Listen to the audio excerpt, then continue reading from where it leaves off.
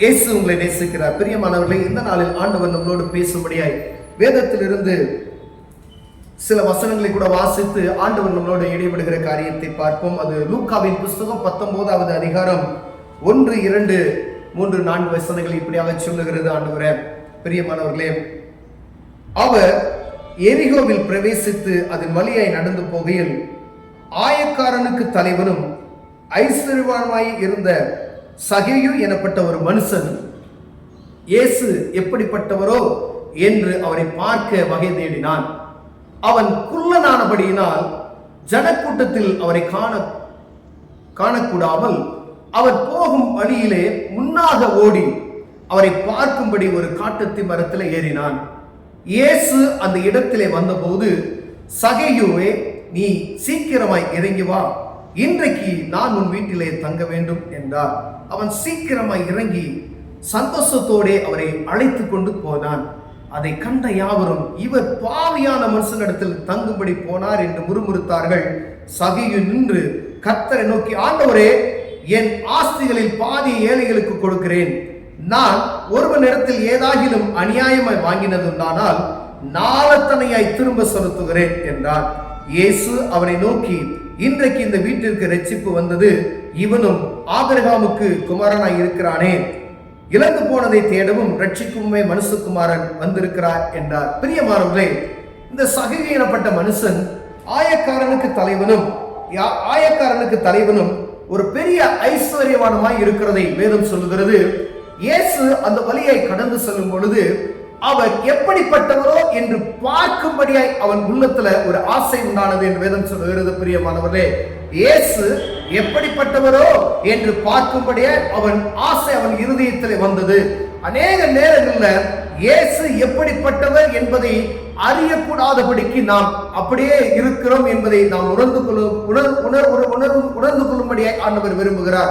நான் கிறிஸ்தவனாய் இருக்கிறேன், நான் ஆண்டவருடைய பிள்ளை என்பதை அறிந்தும், ஆனா இயேசு எப்படிப்பட்டவரோ என்று பார்க்கும்படியாய் ஒரு ஆசை உள்ளத்துல வராதபடிக்கு ஆலயத்துக்கு கடந்து செல்கிறோம். ஆலயத்துக்கு வார வாரம் கடந்து செல்கிறோம், போவோம். ஆலயத்துக்கு முடிந்தது காணிக்கையை போட்டு நம்ம பாட்டுக்கு வந்துருவோம்.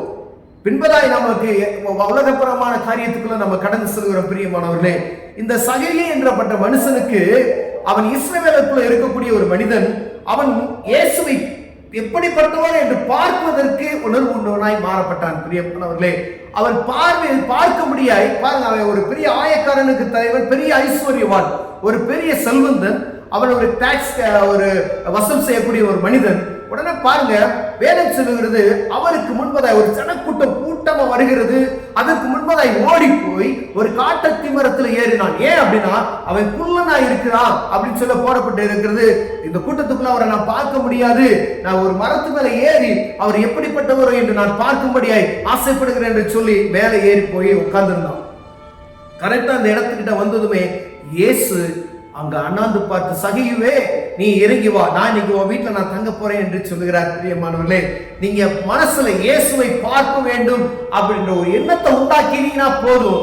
எந்த அதிகாரியா இருந்தாலும் சரி, எப்படிப்பட்ட ஆளா இருந்தாலும் சரி, எப்படிப்பட்ட தாழ்ந்து ஒன்றுமே இல்லாத அடிமை மட்டத்துல இருந்தாலும் சரி, உயர்ந்த மட்டத்துல இருந்தாலும் சரி, ஆண்டவர் அறிவார் உங்களை. பிரியமானவர்களே, உங்க இருதயத்துல இயேசு என்ற நாமத்தை நீங்கள் அறியும் பொழுது, உணர்ந்து கொள்ளும் பொழுது, அவர் உங்கள் பக்கத்தில் இருக்கிறார் என்பதை நீங்கள் மறந்து போய்விடக்கூடாது. பிரியமானவரே, சகி இறங்கி உடனே கீழே வர வேமா சந்தோஷத்தோடு, ஒரே சந்தோஷத்தோடு வருகிறான். அநேக அரசாங்க அதிகாரிகளாய் கர்த்தருடைய பிள்ளைகள் இருக்கிறோம், அநேக பெரிய ஸ்தானத்தில் இருக்கிறோம், அநேக பேருக்கு அதிபதிகளாய் இருக்கிறோம் என்பதை நாம் அறிந்திருக்கிறோம். ஆனா இயேசுவை பார்க்கும்படியே, அவர் எப்படிப்பட்டவரோ என்று அறியும்படி என்னைக்காவது நமக்கு உணர்வு வந்திருக்கிறதா என்று பார்க்கும்படி ஆண்டவர் உங்களோடும் என்னோடும் பேசுகிறார். உடனே அங்க நடக்கிற ஒரு காரியத்தை பாருங்க. சுத்தி இருக்கிற ஜனங்கள், இவனுடைய பெரிய கவர்மெண்ட் ஆபீசர் அநேகர்கிட்ட அநியாயமாய் பணம் வாங்கி சம்பாதித்திருக்கிறான். அதெல்லாம் பார்த்து ஜனங்கள், இவன் பாவியான மனுஷனிடத்துல போய் இயேசு கிறிஸ்து தங்க போகிறாரே என்று முறுமுறுக்கிறார்கள். அவர் இயேசு கிறிஸ்து நீ பாவின்னு அவன் சொல்லல, அங்க இருக்கிற மக்கள் முறுமுறுக்கிறார்கள். உடனே அங்க நடக்கக்கூடிய காரியம் பாருங்க.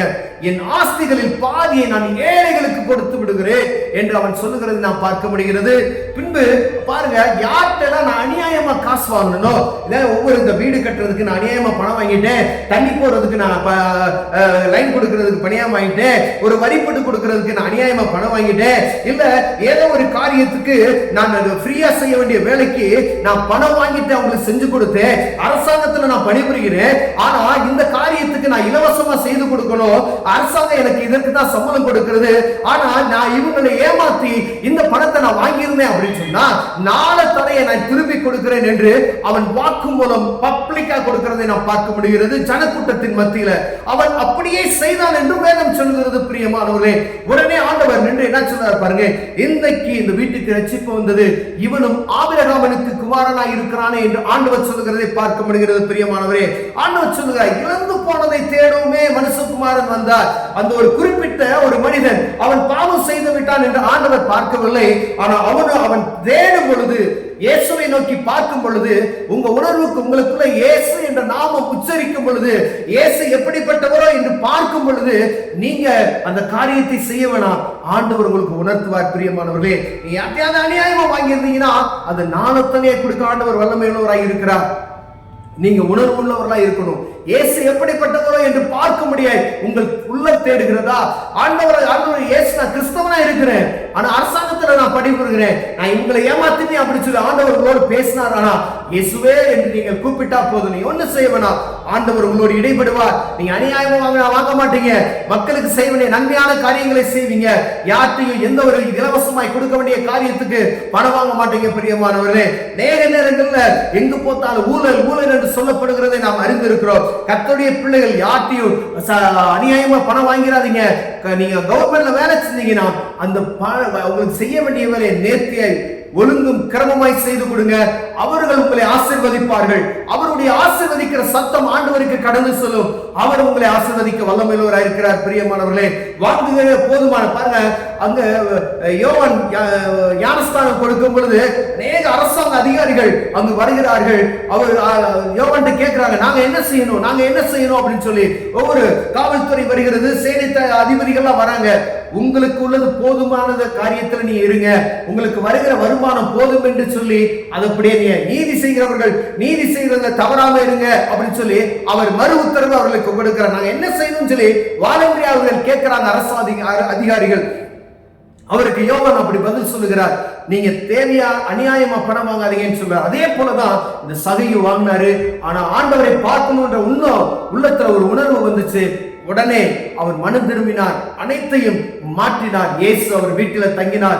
இவரும் ஆபிரகாமுக்கு சன்னதி என்று சொல்லி ஆண்டவர் அவர் தன் வாயாலே சொல்கிற ஒரு அற்புதமான வார்த்தையை நாம் கேட்க முடிகிறது. பிரியமானவர்களே, ஒருவர் ஆண்டவர் உங்களோடு பேசினார், ஆண்டவர் எப்படிப்பட்டவரோ என்று பார்க்கும்படியே உங்கள் உள்ளம் திறந்து கொடுப்பீர்களானால் ஆண்டவர் உங்கள் உள்ளத்தை பார்ப்பார், அவர் அற்புதங்களை செய்வார். நீங்க ஒன்றும் செய்யவனா, இயேசுவே என்று கூப்பிடுங்க, அற்புதம் செய்ய வல்லமையுள்ளவராய் இருக்கிறார். கண்களை மூடுவோம், செபம் செய்வோம். அன்பின் தகப்பனே, நீர் எப்படிப்பட்டவரோ என்று பார்க்க முடியாது நாங்கள் ஆசைப்படுகிறோம்.